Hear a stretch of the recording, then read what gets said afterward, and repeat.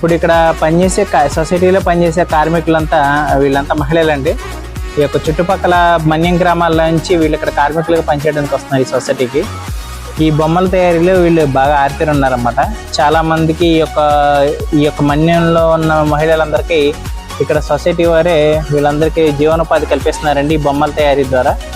So ప్రతి ఒక్కళ్ళు plastic బొమ్మలు అనేది వాడటం మానేసి కంపల్సరీగా మన యొక్క హస్తకళల్ని అలాగే మన చేతి వృత్తుల్ని ప్రోత్సహించాలని అందరిని కోరుతున్నానండి.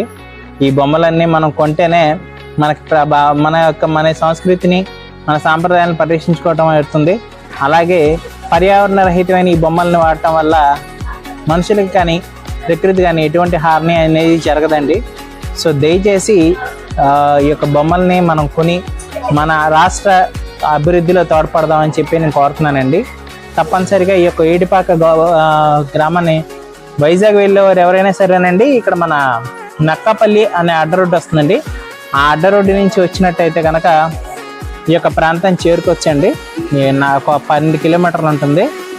దానికి ఎదుర ఇంకోటి చిన్న ధర్మాగ్రహారం అని ఉంటుందండి. అక్కడి నుంచి అయితే 6 కిలోమీటర్లే. కాకపోతే ఆటో అయితే ఉండదు మనకి. నేను ఆటో పట్టుకుని వచ్చానండి.